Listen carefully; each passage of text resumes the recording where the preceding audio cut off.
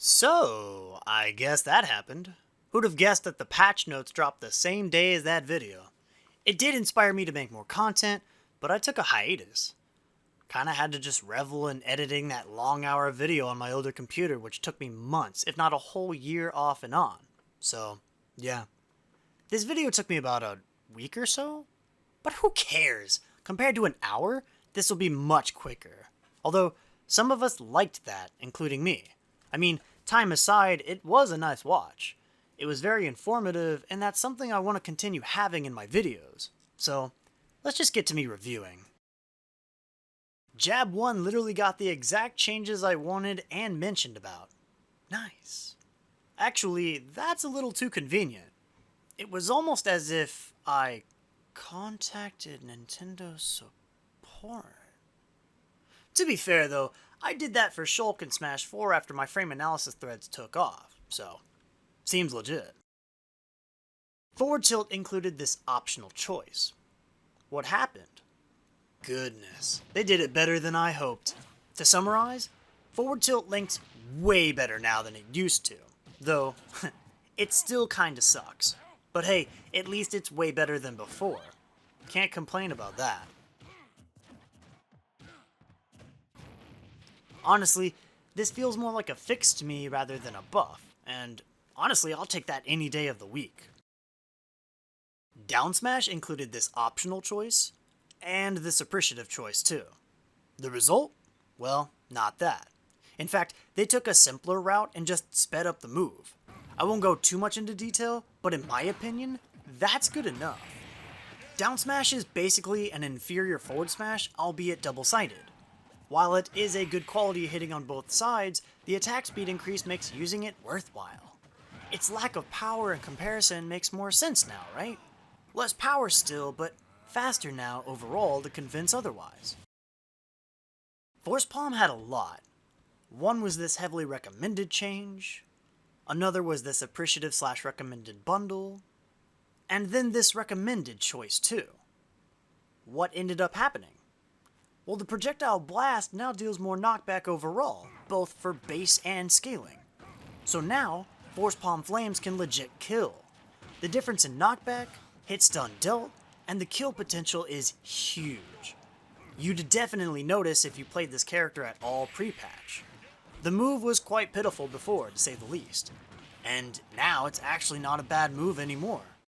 Thestius. Extreme Speed also had a lot. One was this optional choice, another was this appreciative change, and then this recommended one too.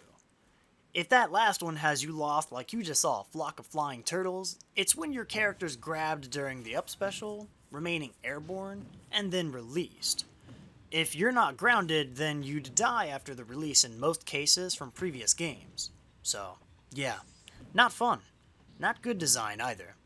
Especially when you're literally the only character suffering from this glitch still. Now though, the good things are that not only is it uncommon, or that they grant most characters another jump after the release anyway, but it probably has never happened to you. Probably. So what happened? Well, none of the above. Extreme Speed's most unfortunate landing lag state was mitigated. Being reduced by 5 is nice, which bad landing lag isn't as bad. Can't be bad in my eyes. To be honest, this is a very good change across the board. Because y'all have to realize, this move really didn't deserve 40 frames of landing lag at low aura. Now, if you were at, say, 150, then yeah, definitely deserves 40 frames. The velocity and travel distance from it is crazy. The fact that they reduced it at all is insane. After all, most up specials usually suffer around 30 frames. Sometimes it's more or less, but yeah, good change for sure. And Aura's damage multiplier went up too. That's pretty cool, I guess. Nah, I'm kidding. This buff is actually one of the biggest buff Lucario's ever received in Ultimate, if not the best one. Buffing Aura? That's literally buffing the entire moveset of 27 moves. Complete! Okay, reviewing done. We might all be asking now, did anything change, Mace? I don't... Nah, of course stuff changed. Things always change whether we plan for them or not. If you look at the patch history for characters, you'll notice that they either have a wall of text or nothing much. Lucario's received a lot of changes, sure, but Lucario's still not amazing. Definitely not solo viable either. Now, is my new wishlist today gonna make Lucario solo viable? I don't know, not really. I just have other ideas that I think would be cool. They're like additional, like part 2. It would make them more fun. They wouldn't make Lucario DLC like, say, these characters. But these new changes I'd like for Lucario would just make the Aura Pokemon fun, not quote-unquote DLC, so to speak. Nah, Jab is fine. Jab used to be bad just because it was frame 7, but being frame 5 really changed the game.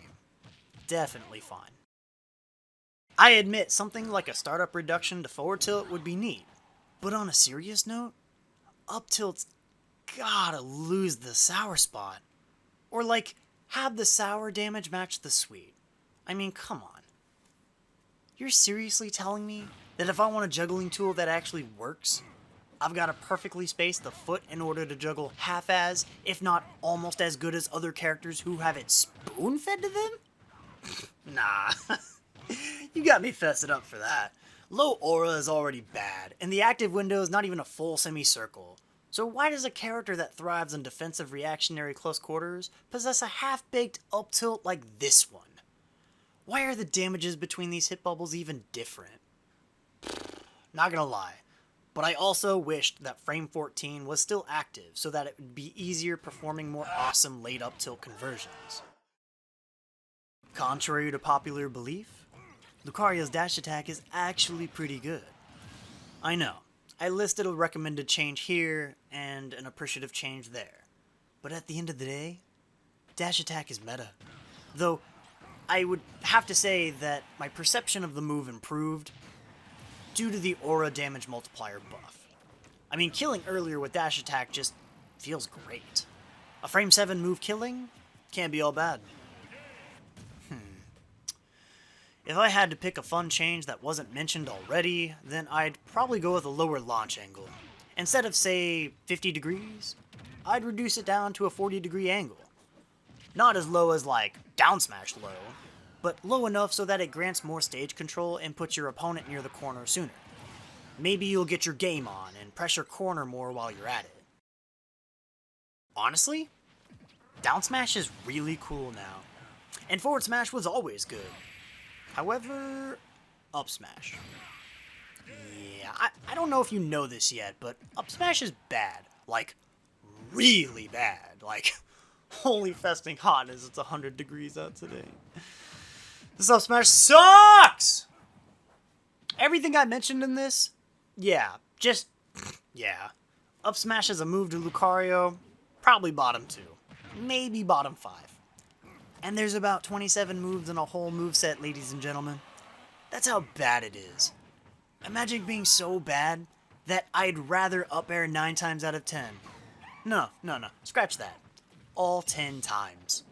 If I wasn't allowed anything I already spoke about, then I'd want head intangibility during the first hit, and or paw intangibility for the second hit.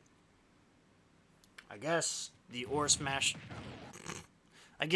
surcharge into up smash was just too much for the world, huh? That bad, eh? Man. If my former video's wishes were still intact here, then the end lag frame reduction for sure. This move does not need to tax Lucario for a whole freaking second or more. There's a lot that can be said. I mentioned nothing substantial about neutral, forward, or back air. I could list at least one thing I'd like from every aerial. So for neutral air, it's been frame 6 long before, and it used to be frame 8 in Smash 4. So let's do this. Let's have new data on screen for everyone. Essentially, it's an attack speed increase by 2 for everything. Startup, total frames, even the auto cancel. Forward air is fine, I guess. I maybe just lower the launch angle so juggling out of up throw is easier. Back air is aerial forward smash, so I can't complain about it, regardless of whatever the changes were from Smash 4 to Ultimate. To me, I still think the most important and fun changes, though, are an activity increase to up air sour window, and a reduction to down air's landing lag. That's pretty much it. Simple, good, fun changes. Grab is neat. The grab range all around is decently good.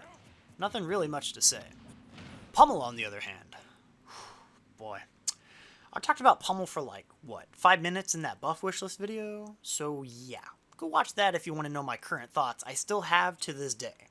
Timestamps on screen. Those are neat. Forward throw and back throw are pretty cool for their uses. Up throw is the combo throw and it kills too. But down throw? Not good. At least it's niche at high percents. Excluding what was already wished for, I personally would like one of two things. One, a startup reduction, which I'd actually be all for an attack speed increase. Reducing the startup will make the opponent's job DIing on reaction a tad harder, and make the Lucario player's job to mix up DI easier, since the opponent has to guess one of the 4 throws that's about to be used.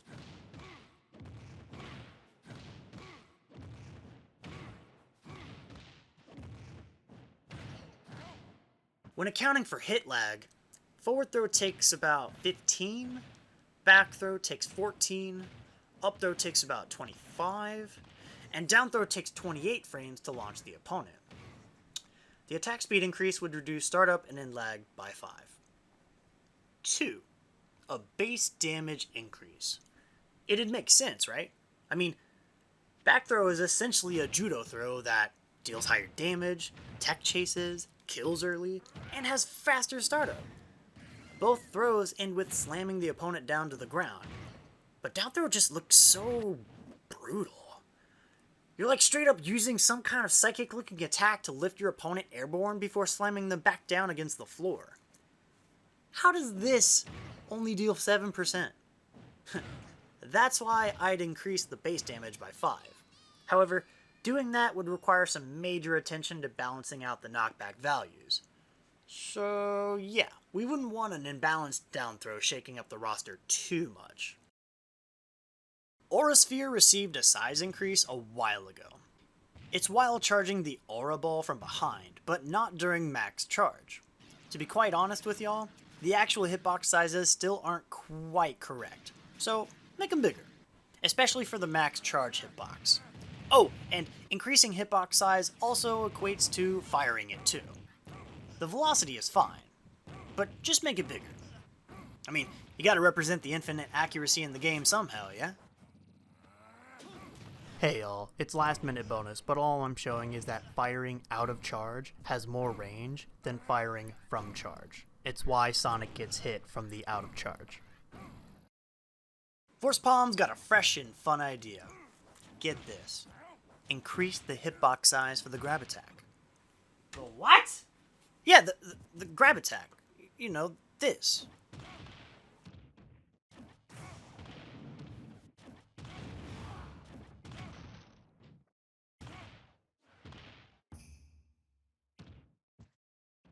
Okay, I know.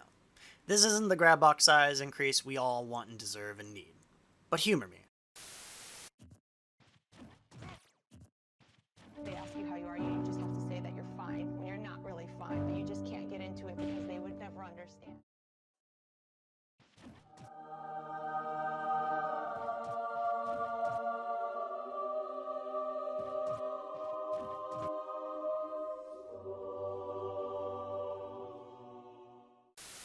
You know Force Palm's flame, right? How, it gets bigger with aura scaling?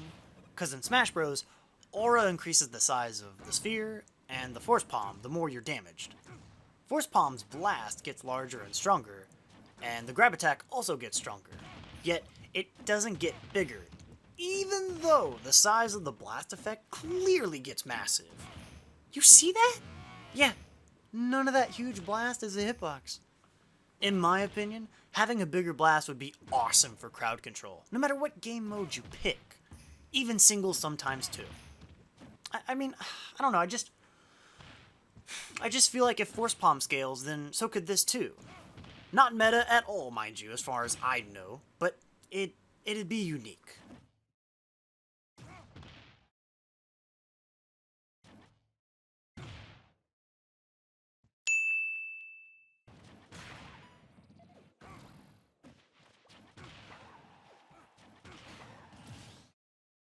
Extreme Speed's kinda tricky.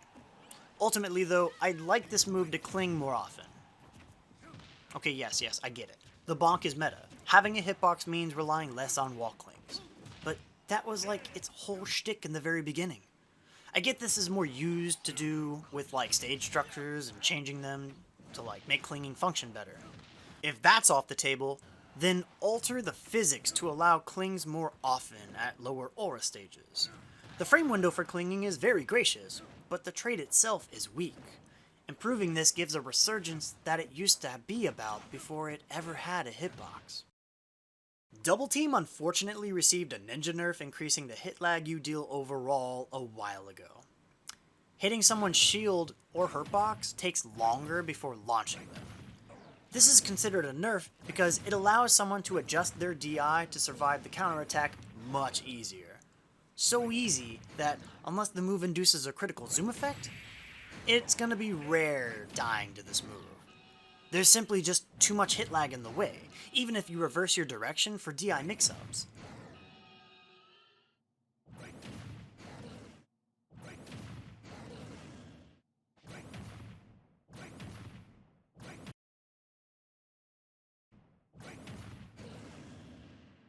Reducing the freeze frame multiplier will at least lower hit lag enough so that it won't be baby soft easy bake to the freaking max, reacting to the kick and living from it. Here's something you may have not known. Get this. In Ultimate, Lucario's facing... No wait, hold on. Wherever Lucario's facing during Double Team's counterattack, yeah, that's where you want to DI essentially. Adjust it if necessary so that you can be launched close to or at the corner. That's how easy it is.